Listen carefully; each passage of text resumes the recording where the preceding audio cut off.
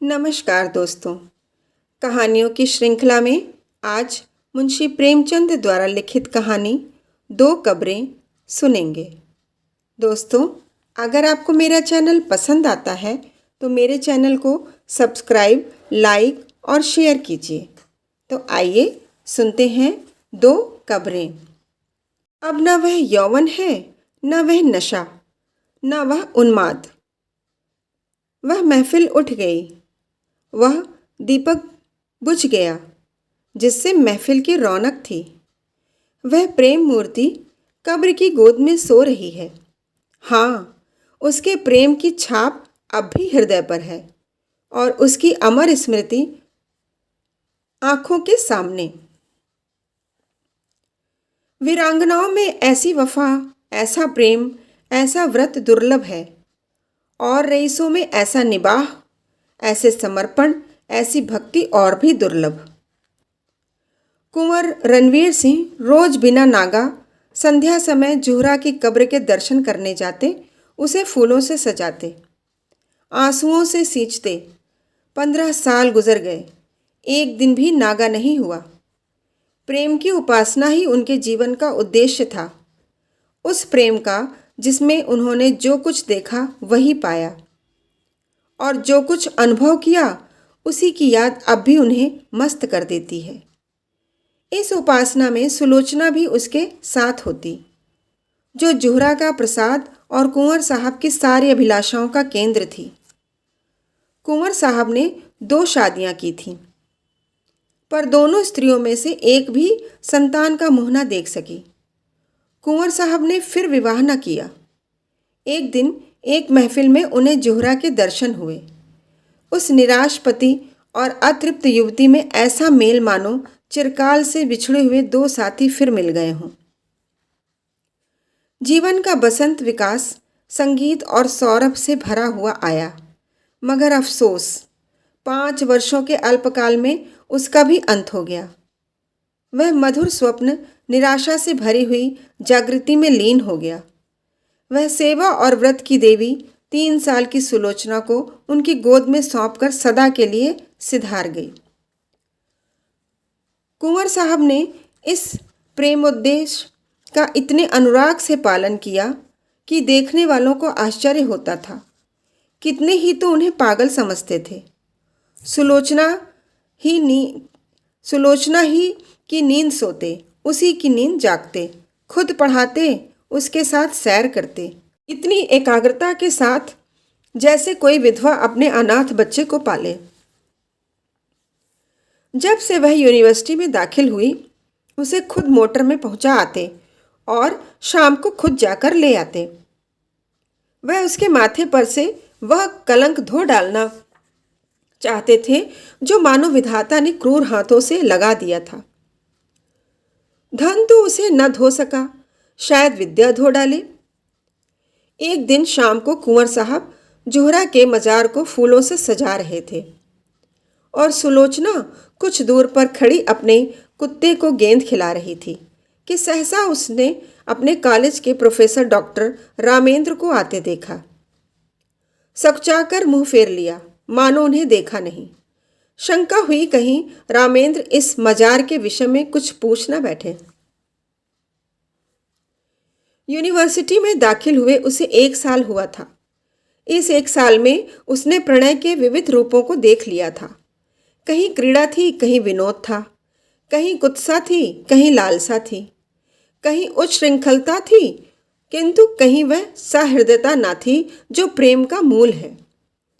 केवल रामेंद्र ही एक ऐसे सज्जन थे जिन्हें अपनी ओर ताकते देखकर उसके हृदय में सनसनी होने लगती थी।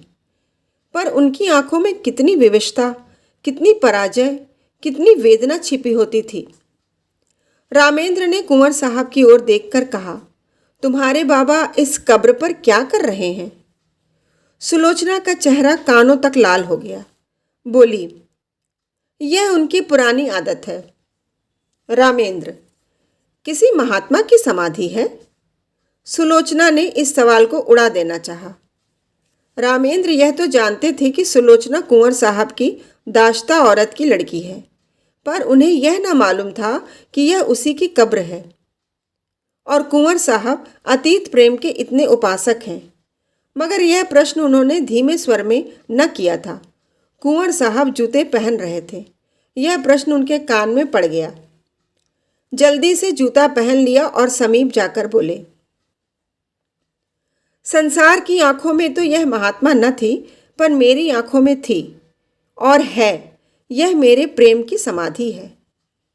सुलोचना की इच्छा होती थी यहाँ से भाग जाऊं, लेकिन कुंवर साहब को जुहरा के यशोगान में आत्मिक आनंद मिलता था।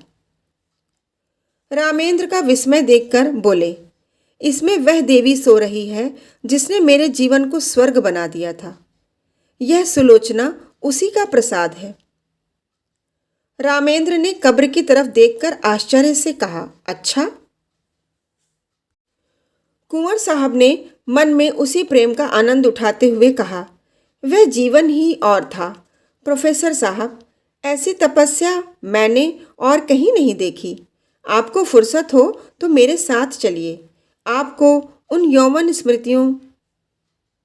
सुलोचना बोल उठी, वे सुनाने की चीज़ नहीं है दादा। कुंवर, मैं रामेंद्र बाबू को गैर नहीं समझता। रामेंद्र को प्रेम का यह अलौकिक रूप मनोविज्ञान का एक रत्न सा मालूम हुआ। वह कुंवर साहब के साथ ही उनके घर आए और कई घंटे तक उनकी हसरत में डूबी हुई प्रेम स्मृतियों को सुनते रहे। जो वरदान मांगने के लिए उन्हें साल भर से साहस न होता था, दुविधा में पड़कर रह जाते थे, वह आज उन्होंने मांग लिया। लेकिन विवाह के बाद रामेंद्र को नया अनुभव हुआ। महिलाओं का आना जाना प्रायः बंद हो गया। उसके साथ ही मर्द दोस्तों की आमदरफत बढ़ गई। दिन भर उनका तांता लगा रहता था। सुलोचना उनके आदर सत्कार में लगी रहती। पहले 1-2 महीने तक तो रामेंद्र ने इधर ध्यान नहीं दिया, लेकिन जब कई महीने गुजर गए और स्त्रियों ने बहिष्कार का त्याग न किया, तो उन्होंने एक दिन सुलोचना से कहा, यह लोग आजकल अकेले ही आते हैं। सुलोचना ने धीरे से कहा, हाँ, देखती तो हूँ। रामेंद्र, इनकी औरतें तो तुमसे परहेज नहीं करती। सुलोचना, शायद करती हों। रामेंद्र, मगर वे लोग तो विचारों के बड़े स्वाधीन हैं। उनकी औरतें भी शिक्षित हैं, फिर यह क्या बात है? सुलोचना ने दबी जबान से कहा, मेरी समझ में कुछ नहीं आता। रामेंद्र ने कुछ देर असमंजस में पड़कर कहा, हम लोग किसी दूसरी जगह चले जाएं तो क्या हर्ज? वहां तो कोई हमें न जानता होगा। सुलोचना ने अब की तीव्र स्वर में कहा, दूसरी जगह क्यों जाएं? हमने किसी का कुछ बिगाड़ा नहीं है, किसी से कुछ मांगते नहीं। जिसे आना हो आए, ना आना हो ना आए। मुंह क्यों छिपाएं? धीरे धीरे रामेंद्र पर एक और रहस्य खुलने लगा, जो महिलाओं के व्यवहार से कहीं अधिक घृणास्पद और अपमानजनक था। रामेंद्र को अब मालूम होने लगा कि ये महाशय जो आते हैं और घंटे बैठे सामाजिक और राजनीतिक प्रश्नों पर बहसें किया करते हैं, वास्तव में विचार विनिमय के लिए नहीं, बल्कि रूप की उपासना के लिए आते हैं। उनकी आंखें सुलोचना को खोजती रहती हैं, उनके कान उसी की बातों की ओर लगे रहते हैं। उसके रूप माधुरी का आनंद उठाना ही उनका अभीष्ट है। यहाँ उन्हें वह संकोच नहीं होता जो किसी भले आदमी की बहू बेटी को की ओर आंखें नहीं उठने देता। शायद वे सोचते हैं यहाँ उन्हें कोई रोक टोक नहीं है। कभी कभी जब रामेंद्र की अनुपस्थिति में कोई महाशय आ जाते तो सुलोचना को बड़ी कठिन परीक्षा का सामना करना पड़ता। अपनी चितवनों से, अपनी कुत्सित संकेतों से, अपनी रहस्यपूर्ण बातों से, अपनी लंबी सांसों से उसे दिखाना चाहते थे कि हम भी तुम्हारी कृपा के भिखारी हैं। अगर रामेंद्र का तुम पर 16वां आना अधिकार है, तो थोड़ी सी दक्षिणा के अधिकारी हम भी हैं। सुलोचना उस वक्त जहर का घूंट पीकर रह जाती। अब तक रामेंद्र और सुलोचना दोनों क्लब जाया करते थे। वहां उदार सज्जनों का अच्छा जमघट रहता था। तब तक रामेंद्र को किसी की ओर संदेह न था। वह उसे आग्रह करके अपने साथ ले जाते थे। सुलोचना के पहुंचते ही यहाँ एक स्फूर्ति से उत्पन्न हो जाती थी। जिस मेज पर सुलोचना बैठती, उसे लोग घेर लेते थे। कभी कभी सुलोचना गाती थी, उस वक्त सब के सब उन्मत्त हो जाते। क्लब में महिलाओं की संख्या अधिक न थी। मुश्किल से 5-6 लड़कियां आती थीं, मगर वे भी सुलोचना से दूर दूर रहती थीं। बल्कि अपनी भाव भंगिमाओं और कटाक्षों से वे उसे जता देना चाहती थीं कि तुम पुरुषों का दिल खुश रहे, हम कुल वधुओं के पास तुम नहीं आ सकती। लेकिन जब रामेंद्र पर इस कटु सत्य का प्रकाश हुआ तो उन्होंने क्लब जाना छोड़ दिया, मित्रों के यहाँ आना जाना भी कम कर दिया और अपने यहाँ आने वालों को भी अपेक्षा करने लगे। वह चाहते थे कि मेरे एकांतवास में कोई विघ्न न डाले। आखिर उन्होंने बाहर आना जाना छोड़ दिया। अपने चारों ओर छल कपट का जाल सा बिछा हुआ मालूम होता था। किसी पर विश्वास न कर सकते थे, किसी से सद्व्यवहार की आशा नहीं। सोचते, ऐसे धूर्त कपट दोस्ती की आड़ में गला काटने वाले आदमियों से मिले ही क्यों। वे स्वभाव से मिलनसार आदमी थे, पक्के यारबाश।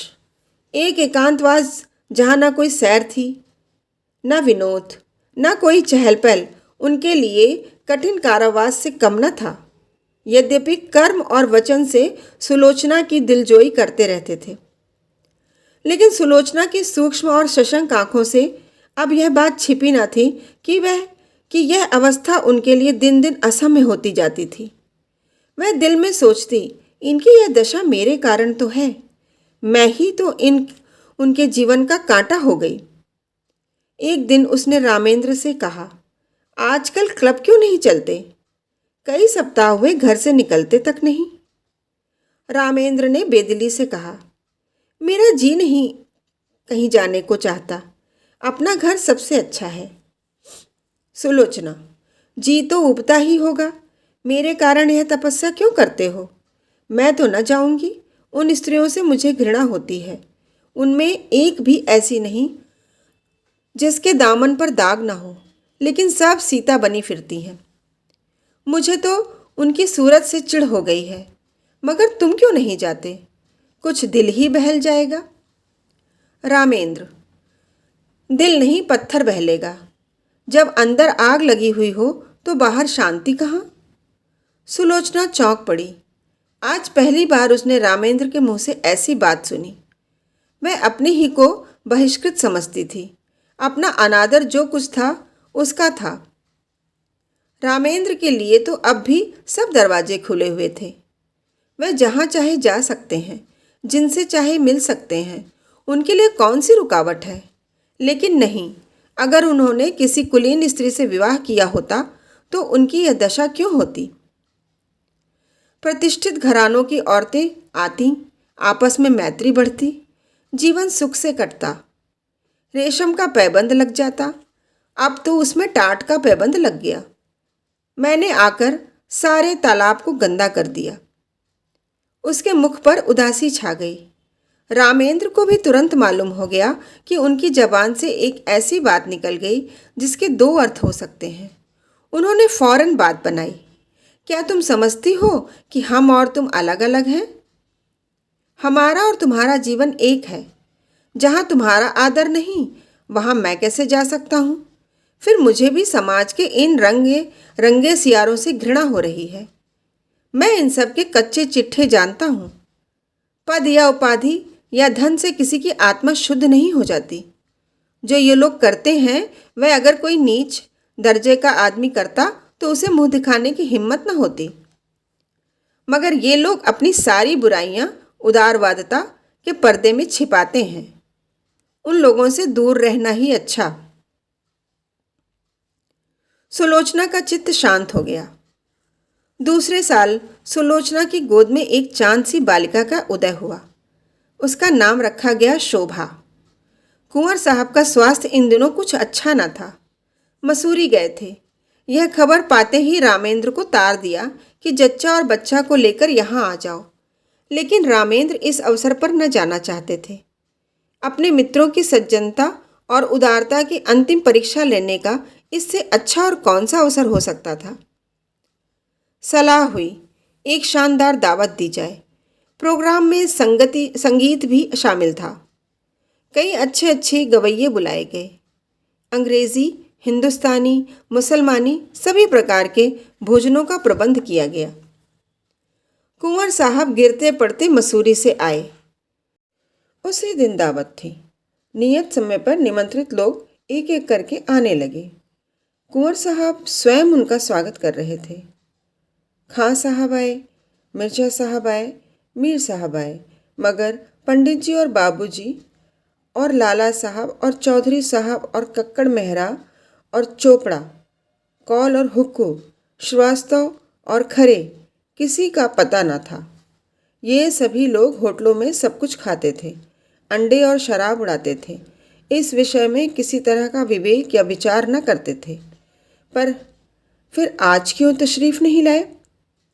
इसलिए नहीं कि छुआछूत का विचार था, बल्कि इसलिए कि वह अपनी उपस्थिति को इस विवाह के समर्थन की सनद समझते थे और वह सनद देने की इच्छा उनकी न थी।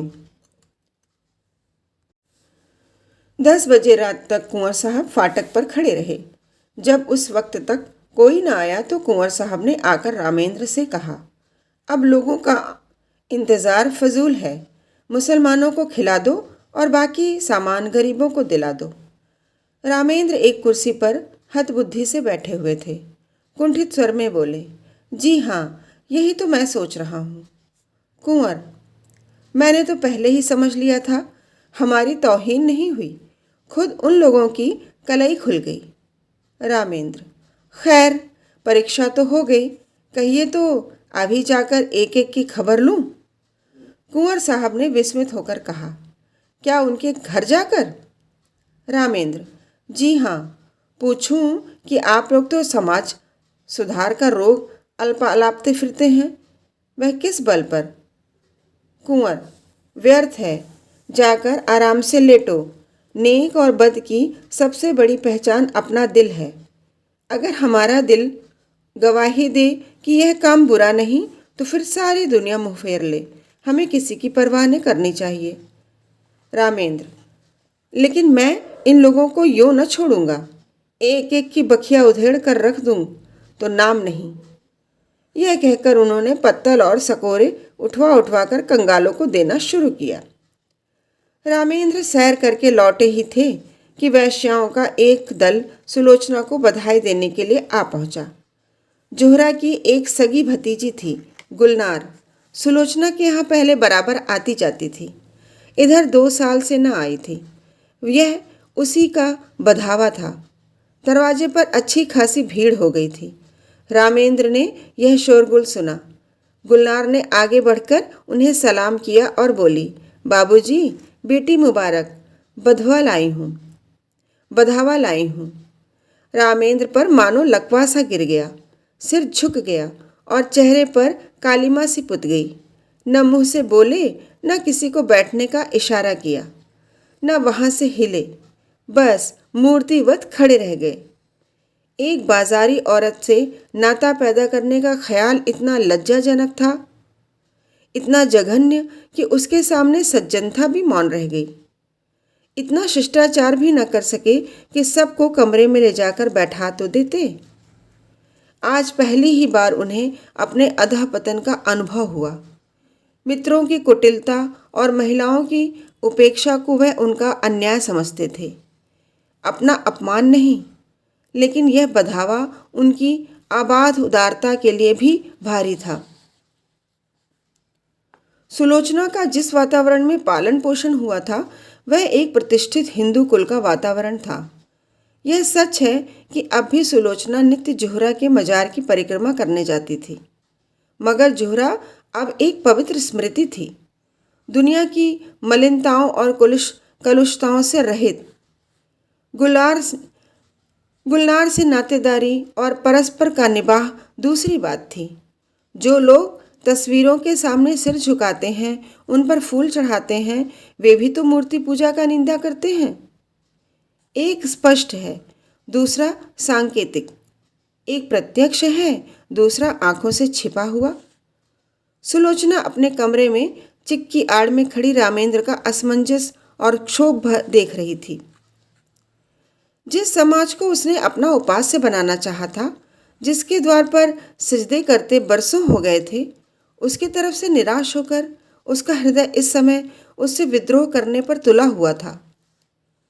उसके जी में आता था, गुलनार को बुलाकर गले लगा लूं। जो लोग मेरी बात भी नहीं पूछते, उनकी खुशामद क्यों करूं? ये बेचारियां इतनी दूर से आई हैं, मुझे अपना ही समझ कर तो। उनके दिल में प्रेम तो है, ये मेरे दुख सुख में शरीक होने को तैयार तो हैं।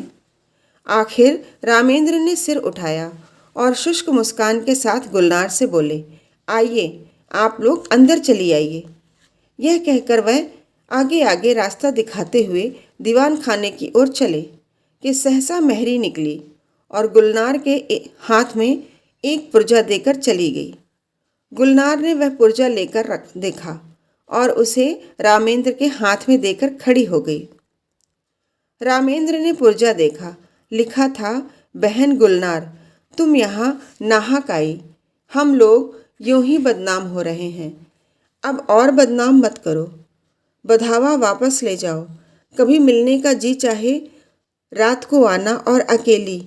मेरा जी तुमसे गले लिपट कर रोने के लिए कर रहा है, मगर मजबूर हूँ। रामेंद्र ने पुर्जा फेंक दिया और उदंड होकर बोले, इन्हें लिखने दो, मैं किसी से नहीं डरता। अंदर आओ। गुलनार ने एक कदम पीछे फिरकर कहा, नहीं बाबूजी, अब हमें आज्ञा दीजिए। रामेंद्र, 1 मिनट तो बैठो। गुलनार, जी नहीं, 1 सेकंड भी नहीं। गुलनार के चले जाने के बाद रामेंद्र अपने कमरे में जा बैठे। जैसी पराजय उन्हें आज हुई, वैसी पहले कभी नहीं हुई। वह आत्म अभिमान, वह सच्चा क्रोध जो अन्याय के ज्ञान से पैदा होता है, लुप्त हो गया था। उसकी जगह लज्जा थी और ग्लानि। उसे बधावे की कोई क्यों सूझ गई? यह तो कभी आती जाती ना थी, आज न जाने कहाँ से फट पड़ी। कुंवर साहब होंगे इतने उदार, उन्होंने जोहरा के नातेदारों से भाईचारों का निवाह किया होगा। मैं इतना उदार नहीं हूँ। कहीं सुलोचना छिपकर इसके पास आती जाती तो नहीं? लिखा भी तो है कि मिलने का जी चाहे तो रात को आना और अकेली। क्यों ना हो, खून तो वही है, मनोवृत्ति वही, विचार वही, आदर्श वही। माना कुंवर सिंह के घर में पालन पोषण हुआ, मगर रक्त का प्रभाव इतनी जल्दी नहीं मिट सकता। अच्छा, दोनों बहनें मिलती होंगी तो उनमें क्या बातें होती होंगी? इतिहास या नीति की चर्चा तो हो नहीं सकती, वही निर्लज्जता की बातें होती होंगी। गुलनार अपना वृतांत कहती होगी, उस बाजार के खरीदारों और दुकानदारों के गुण दोषों पर बहस होती होगी। यह तो हो ही नहीं सकता कि गुलनार इसके पास आते ही अपने को भूल जाए और कोई भद्दी, अनर्गल और कलुषित बातें न करे। एक क्षण में उनके विचारों ने पलटा खाया, मगर आदमी बिना किसी से मिले जुले रह भी तो नहीं सकता। यह भी तो एक तरह की भूख है। भूख में गर्भ शुद्ध भोजन न मिले तो आदमी जूठा खाने से भी परहेज नहीं करता। अगर इन लोगों ने सुलोचना को अपनाया होता, उसका यूं बहिष्कार न करते, तो उसे क्यों ऐसे प्राणियों से मिलने की इच्छा होती? उसका कोई दोष नहीं, यह सारा दोष परिस्थितियों का है, जो हमारे अतीत की याद दिलाती रहती हैं। रामेंद्र इन्हीं विषयों में पड़े हुए थे कि कुंवर साहब आ पहुँचे और कटु स्वर में बोले, मैंने सुना गुलनार अभी बधावा लाई थी, तुमने उसे लौटा दिया? रामेंद्र का विरोध सजीव हो उठा। बोले, मैंने तो नहीं लौटाया, सुलोचना ने लौटाया, पर मेरे ख्याल में अच्छा किया। कुंवर, तो यह कहो तुम्हारा इशारा था। तुमने इन पतितों को अपनी ओर खींचने का कितना अच्छा अवसर हाथ से खो दिया है। सुलोचना को देखकर जो कुछ असर पड़ा वह तुमने मिटा दिया। बहुत संभव था कि एक प्रतिष्ठित आदमी से नाता रखने का अभिमान उसके जीवन में एक नए युग का आरंभ करता, मगर तुमने इन बातों पर जरा भी ध्यान न दिया। रामेंद्र ने कोई जवाब न दिया। कुंवर साहब जरा उत्तेजित होकर बोले, आप लोग यह क्यों भूल जाते हैं कि हर एक बुराई मजबूरी से होती है। चोर इसलिए चोरी नहीं करता कि चोरी में उसे विशेष आनंद आता है, बल्कि केवल इसलिए कि ज़रूरत उसे मजबूर कर देती है। हाँ, वह ज़रूरत वास्तविक है या काल्पनिक, इसमें मतभेद हो सकता है। स्त्री के मैके जाते समय कोई गहना बनवाना एक आदमी के लिए ज़रूरी हो सकता है, दूसरे के लिए बिल्कुल गैर ज़रूरी। क्षुधा से व्यथित होकर एक आदमी अपना ईमान खो सकता है, दूसरा मर जाएगा, पर किसी के सामने हाथ न फैलाएगा। पर प्रकृति का यह नियम आप जैसे विद्वानों को न भूलना चाहिए कि जीवन लालसा प्राणी मात्र में व्यापक है। जिंदा रहने के लिए आदमी सब कुछ कर सकता है। जिंदा रहना जितना ही कठिन होगा, बुराइयां भी उसी मात्रा में बढ़ेंगी। जितना ही आसान होगा, उतनी ही बुराइयां कम होंगी। हमारा यह पहला सिद्धांत होना चाहिए कि जिंदा रहना हर एक के लिए सुलभ हो। रामेंद्र बाबू, आपने इस वक्त इन लोगों के साथ वही व्यवहार किया जो दूसरे आपके साथ कर रहे हैं, और आप जिस व्यवहार से दुखी हैं। रामेंद्र ने इस लंबे व्याख्यान को इस तरह सुना जैसे कोई पागल बक रहा हो। इस तरह की दलीलों का वह खुद इतनी बार समर्थन कर चुके थे, पर दलीलों से व्यथित अंग की पीड़ा नहीं शांत होती। पतित स्त्रियों का नातेदार की हैसियत से द्वार पर आना इतना अपमानजनक था कि रामेंद्र किसी दलील से पराभूत होकर उसे भूल न सकते थे। बोले, मैं ऐसे प्राणियों से कोई संबंध नहीं रखता। यह विष अपने घर में नहीं फैलाना चाहता। सहसा सुलोचना भी कमरे में आ गई। प्रसव काल का असर अभी बाकी था, पर उत्तेजना ने चेहरे को आरक्त कर रखा था। रामेंद्र सुलोचना को देखकर तेज हो गए। वह उसे जता देना चाहते थे कि इस विषय में मैं एक रेखा तक जा सकता हूं, उसके आगे किसी तरह नहीं जा सकता। बोले, मैं यह कभी पसंद नहीं करूंगा कि कोई बाजारी औरत किसी भेष में मेरे घर आए। रात को अकेले या सूरत बदल कर आने से इस बुराई का असर नहीं मिट जाता। समाज के दंड से नहीं डरता, पर इस नैतिक विष से डरता हूं। सुलोचना अपने विचार में मर्यादा रक्षा के लिए काफी आत्मसमर्पण कर चुकी थी। उसकी आत्मा ने अभी तक उसे क्षमा न किया था। तीव्र स्वर से बोली, क्या तुम चाहते हो कि मैं इस कैद में अकेले जान दे दूं? कोई तो हो जिससे आदमी हंसे बोले। रामेंद्र ने गर्म होकर कहा, हंसने बोलने का इतना शौक था तो मेरे साथ विवाह न करना चाहिए था। विवाह का बंधन बड़ी हद तक त्याग का बंधन है। जब तक संसार में इस विधान का राज्य है और स्त्री कुल मर्यादा की रक्षक समझी जाती है, उस वक्त तक कोई मर्द यह स्वीकार न करेगा कि उसकी पत्नी बुरे आचरण के प्राणियों से किसी प्रकार का संसर्ग रखे। कुंवर साहब समझ गए कि इस वाद विवाद से रामेंद्र और भी जिद पकड़ लेंगे और मुख्य विषय लुप्त हो जाएगा।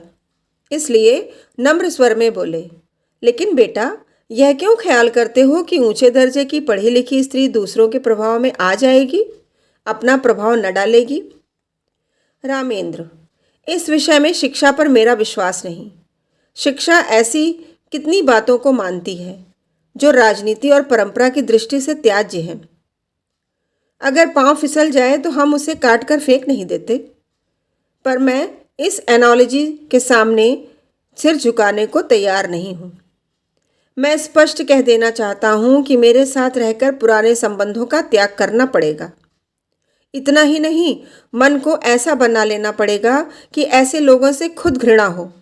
हमें इस तरह अपना संस्कार करना पड़ेगा कि समाज अपने अन्याय पर लज्जित हो। नहीं यह कि हमारे आचरण ऐसे भ्रष्ट हो जाएं कि दूसरों की निगाह में यह तिरस्कार औचित्य का स्थान पा जाए। सुलोचना ने उद्धत होकर कहा, स्त्री इसके लिए मजबूर नहीं है कि वह आपकी आंखों से देखे और आपके कानों से सुने। उसे यह निश्चय करने का अधिकार है कि कौन सी चीज उसके हित की है, कौन सी नहीं।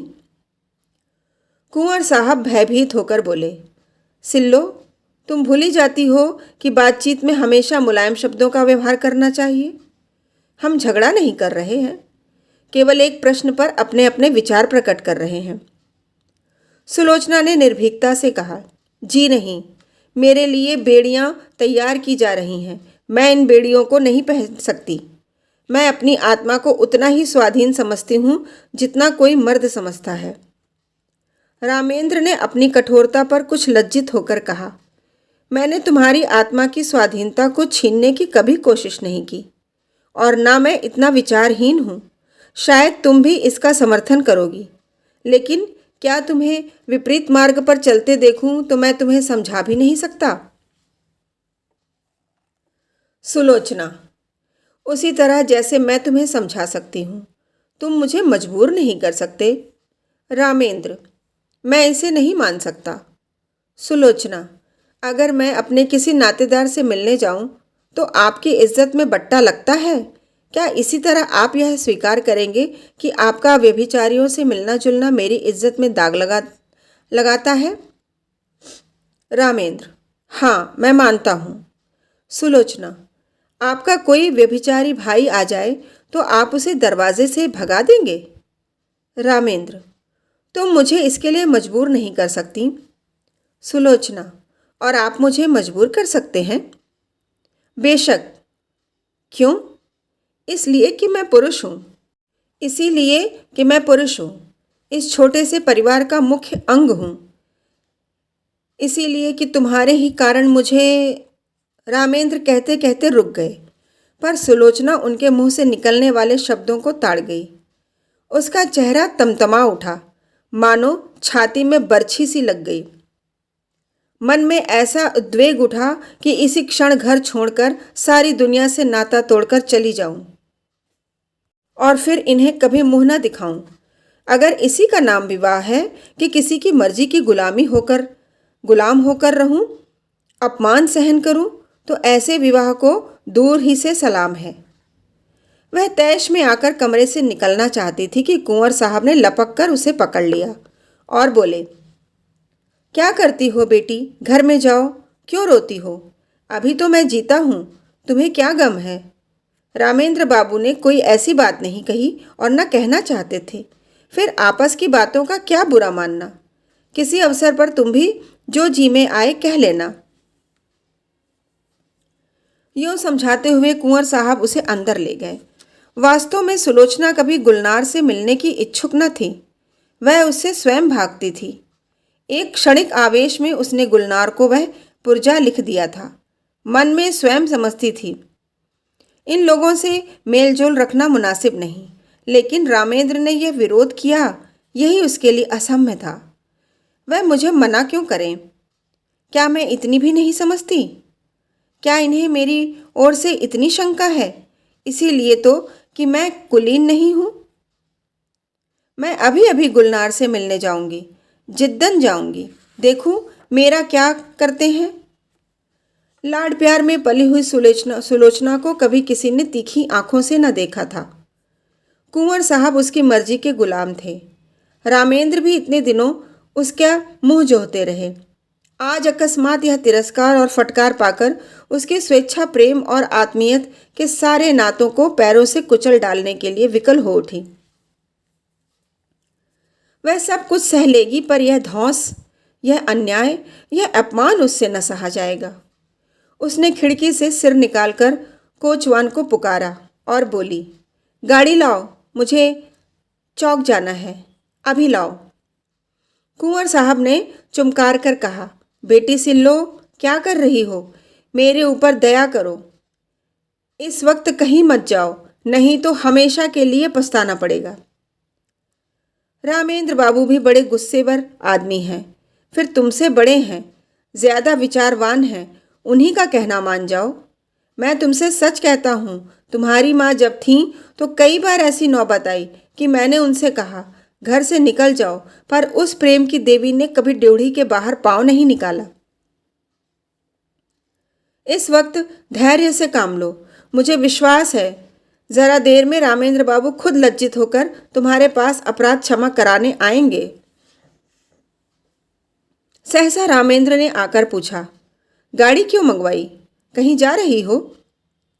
रामेंद्र का चेहरा इतना क्रोधोन्मत्त हो रहा था कि सुलोचना सहम उठी। दोनों आंखों से ज्वाला सी निकल रही थी। नथने फड़क रहे थे, पिंडलियां कांप रही थीं। यह कहने की हिम्मत ना पड़ी कि गुलनार के घर जाती हूँ। गुलनार का नाम सुनते ही शायद वह मेरी गर्दन पर सवार हो जाएंगे। इस भय से वह कांप उठी। आत्मरक्षा का भाव प्रबल हो गया।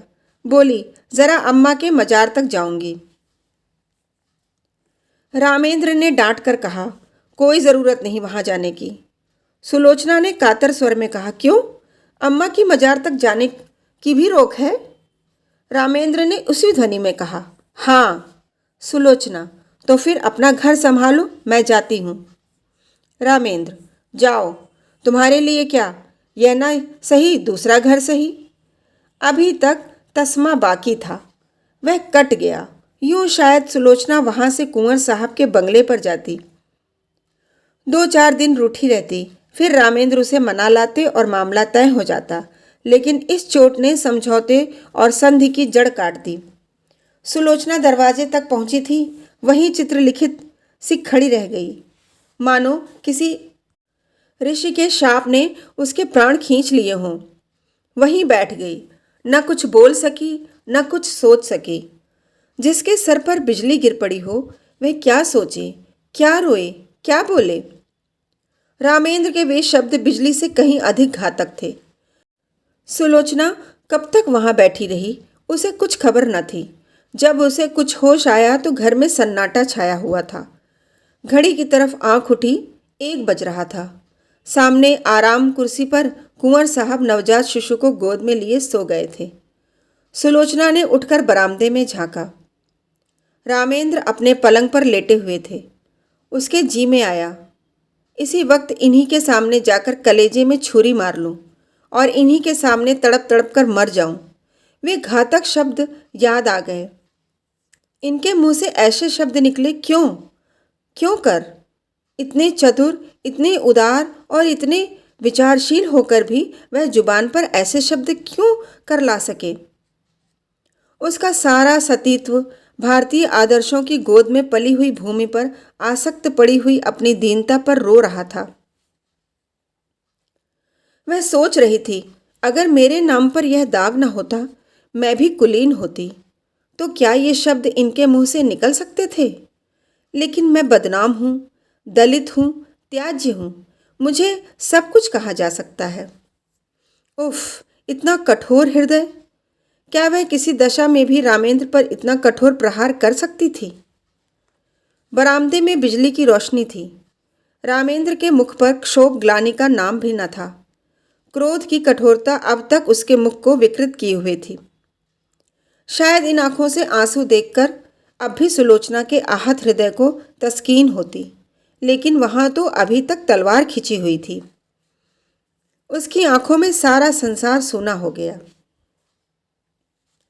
सुलोचना फिर अपने कमरे में आई। कुंवर साहब की आंखें अब भी बंद थीं। इन चंद घंटों ही में उनका तेजस्वी मुख कांतिहीन हो गया था।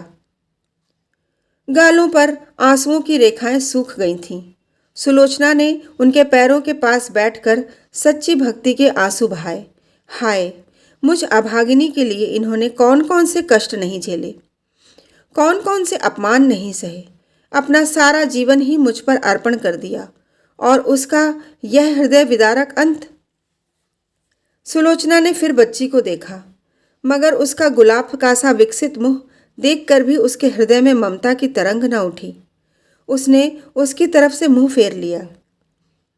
यही वह अपमान की मूर्तिमान वेदना है जो इतने दिनों मुझे भोगनी पड़ी। मैं इसके लिए क्यों अपने प्राण संकट में डालूं? अगर उसके निर्दयी पिता को उससे प्रेम है तो उसको पाले, और एक दिन वह भी उसी तरह रोए जिस तरह आज मेरे पिता को रोना पड़ रहा है। ईश्वर, अब की अगर जन्म देना तो किसी भले आदमी के घर जन्म देना। जहां जुहरा का मजार था, उसी के बगल में एक दूसरा मजार बना हुआ है।